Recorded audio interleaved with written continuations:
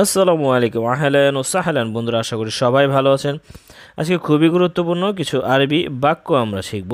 সময় নষ্ট করব না, চলে যাব মূল ভিডিওতে। সময়কে আরবিতে বলা হয় ওয়াক্ত। ওয়াক্ত। এবং একটা জিনিস মনে রাখবেন, এটা কিন্তু অক্ত না। আমরা কিন্তু আমাদের দেশে প্রচলিত আছে বাংলাদেশের শব্দটা অক্ত, যেমন ফজরের অক্ত বা জহরের অক্ত। তারা কিন্তু অক্ত তটা বাংলা স্পেলিং এর তটা কিন্তু সম্পূর্ণ উচ্চারণ করে না, তারা বলে ওয়াক্ত। ওয়াক্ত। এরপর আমরা শিখব ঘড়ির আরবি। ঘড়িকে আরবিতে বলে সা। সা। এবং মিনিটকে বলে দিগিগা। দিগিগা। জলদি এর আরবি শব্দ হচ্ছে সুরা। উদাহরণস্বরূপ আপনি বলতে পারেন রসুরা, জলদি যাও, অথবা তাল সুরা, জলদি আসো। আর যদি বলতে চান জলদি জলদি অথবা তাড়াতাড়ি, তাহলে হবে সুরা সুরা।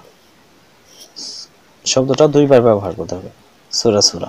ব্যবহারের ক্ষেত্র একই, আপনি সুরাও বলতে পারেন, শুধু সুরা, এবং সুরা সুরাও বলতে পারেন। যেমন রসুরা সুরা, তাড়াতাড়ি যাও, তাল সুরা সুরা, তাড়াতাড়ি আসো। তো হায়াদা সুবল খালাস সুরা সুরা, এই কাজটা তাড়াতাড়ি শেষ করো। সামনে গিদ্দাম। সামনে এর আরবি শব্দ হচ্ছে গিদ্দাম। ফর এক্সাম্পল, আমি তোমার বাড়ির সামনে আছি। যদি আরবিতে বলতে চান তাহলে বলতে হবে আনা মওজুদ গিদ্দাম বেত মারিতে।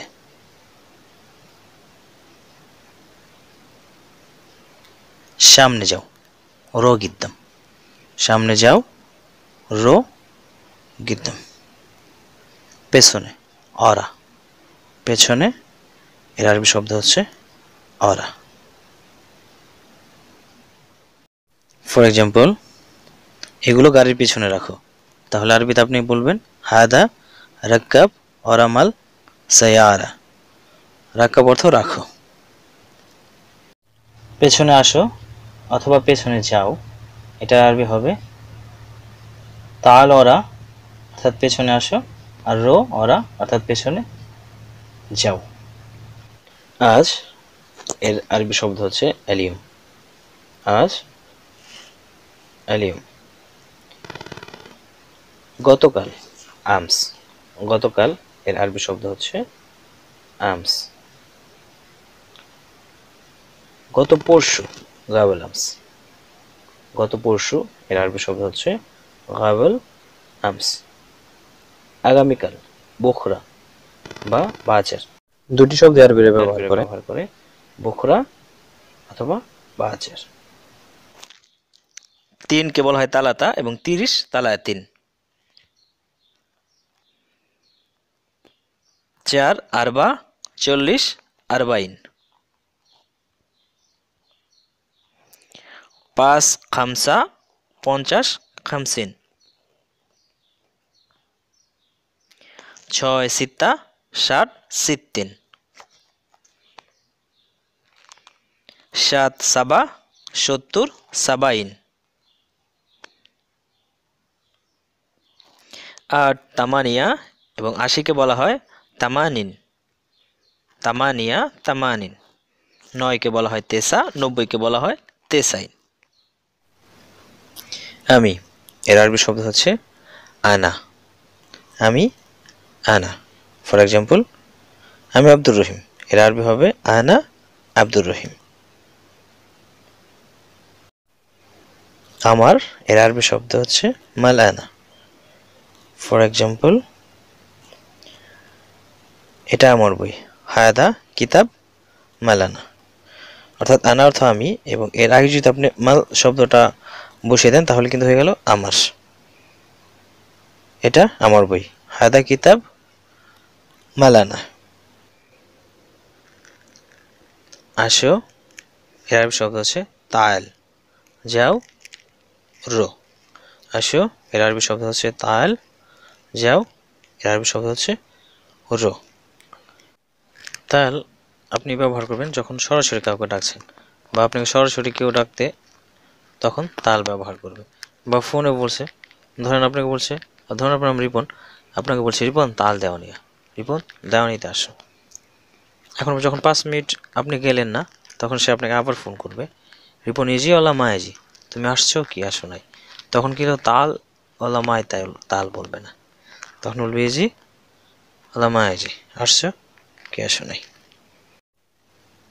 যাও এর আরবি শব্দ হচ্ছে রো, কিন্তু কেউ যখন চলে যাচ্ছে তখন আমরা বলবো হুয়া রাহ।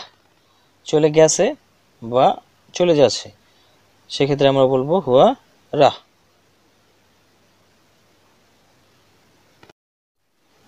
এসেছে এর আরবি শব্দ হচ্ছে ইজি, আসেনি মাইজি। এসেছে ইজি, আসেনি মাইজি। কেন এর আরবি শব্দ হচ্ছে লেশ। ফর এক্সাম্পল, লেশ ইনতে মাই সই তাব্বাক, কেন তুমি রান্না করো।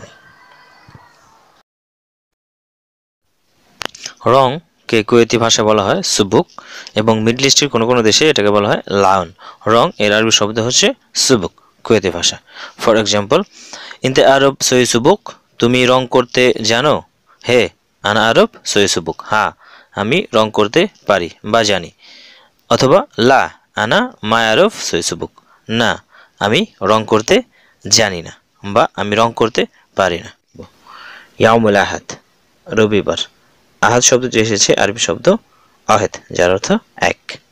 এসেছে আরবি শব্দ অহেদ, যার অর্থ এক। ইয়ামুল ইতনাইন, ইয়ামুল ইতনাইন, সোমবার।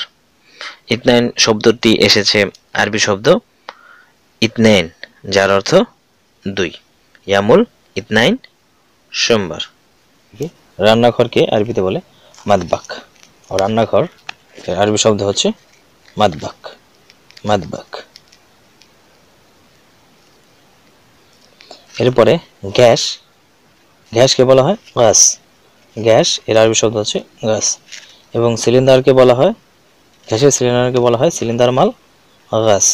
এবং গ্যাসের যে পাইপটা এটাকে বলা হয় হোস, হোস মাল গাস। গ্যাস হোস অর্থ পাইপ, এবং এটার যে মাথাটা আছে এটাকে বলা হয় রাজমাল গাস, অর্থ গ্যাসের মাথা, রাজমাল গাস। চুলা এর আরবি শব্দ চুলা। চুলাকে আরবিতেও চুলাই বলা হয়ে থাকে। সো চুলা এর আরবি শব্দ হচ্ছে চুলা, চুলা।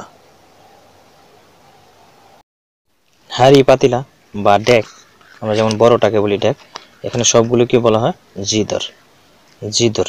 সেটা বাংলা শব্দ সব সময়, এর আরবি শব্দ হচ্ছে আলাতুল, আলাতুল। ফর এক্সাম্পল, আলাতুল ইনতে কলম কাজ্জাব, তুমি সব সময় মিথ্যা কথা বলো। এছাড়াও পরপরই বা সাথে সাথেই এই সকল শব্দের ক্ষেত্রে আলাতুল শব্দটা ব্যবহার করা হয়। যেমন সুগল খালাস আলাতুল গোরফা, কাজ শেষ হওয়ার সাথে সাথেই রুমে যাবে।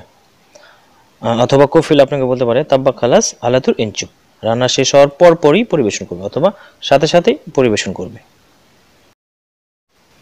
ধরা, ধরেছে, ধরেছে বা ধরবে, এরকম সকল ক্ষেত্রে ইমসিক শব্দটা ব্যবহার করা হয়। যেখানে ধরার প্রশ্ন আসবে সেখানে ইমসিক। যেমন কোথাও যদি আগুন ধরে সেখানে কিন্তু বলা হয় ইমসিক নার, অর্থাৎ আগুন ধরেছে। বন্ধ বা বন্ধ করা এর আরবি শব্দ হচ্ছে সাক্কার। কোনো কিছু বন্ধ করতে হলে সেই সমস্ত ক্ষেত্রে সাধারণত সাক্কার শব্দটি ব্যবহার করা হয়। কিন্তু যে সমস্ত ক্ষেত্রে আমরা সাধারণত বন্ধ না বলে নেভানো শব্দটা বলে থাকি, যেমন আগুন নেভানো বা মোমবাতি নেভানো, বাতি নেভানো, এই সমস্ত ক্ষেত্রে তাফফি শব্দটি ব্যবহার করা হয়। সাক্কার না বলে এই সকল ক্ষেত্রে আমরা বলবো তাফফি। খোলো এর আরবি শব্দ হচ্ছে ইফতা, খোলো এর আরবি শব্দ হচ্ছে ইফতা। আর খোলা এর আরবি শব্দ হচ্ছে মুফতু, মুফতু। দুইটা শব্দের ভিতরে পার্থক্য আছে। যেমন কফিল আপনাকে জিজ্ঞেস করলো বাপ মুফতু, অর্থাৎ দরজা কি খোলা আছে, আপনি বলেন না, তখন সে বলবে ইয়াল্লারও ইফতা বাপ, যাও দরজা খোলো। অর্থাৎ যখন মুফতু বলবে তখন বুঝতে হবে দরজাটা খোলা বা যে কোনো জিনিস খোলা আছে কিনা সেই ব্যাপারে জিজ্ঞেস করছে। আর যখন ইফতা বলবে তখন বুঝতে হবে যে সেটা খোলার জন্য নির্দেশ করছে। শাক সবজিকে আরবিতে বলে খুদরা। প্রথমে আমরা শিখব যে সবজিগুলি সাধারণত সালাদ হিসেবে ব্যবহার করা হয় সেগুলির নাম। সালাদকে আরবিতে সালাদি বলা হয়। তো চলুন শশা, শশাকে আরবিতে বলে খিয়ার। শশা এর আরবি শব্দ হচ্ছে খিয়ার, খিয়ার। এবং এটাকে বলে খাস, খাস এটাও সালাদ হিসেবে ব্যবহার করা হয়।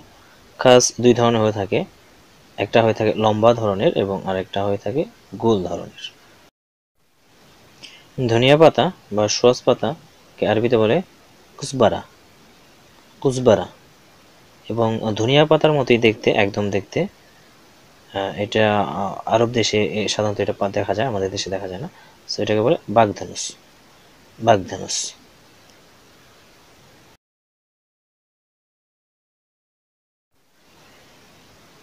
এটাকে বলে জারজির, জারজির।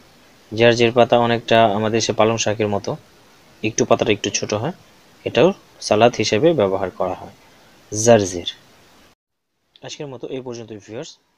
আবার হাজির হব পরবর্তীতে নতুন কোনো আরবি শিক্ষার ভিডিও নিয়ে। সেই পর্যন্ত ভালো থাকুন সবাই। ভিডিওটি দেখার জন্য ধন্যবাদ সবাইকে। ভালো লাগলে অবশ্যই লাইক করবেন, বন্ধুদের সাথে বেশি বেশি করে শেয়ার করবেন, এবং এই ভিডিও সম্পর্কে যদি কোনো বিষয় জানা থাকে তাহলে অবশ্যই নিচে কমেন্ট বক্সে গিয়ে কমেন্ট করবেন। ধন্যবাদ সবাইকে। আল্লাহ হাফেজ।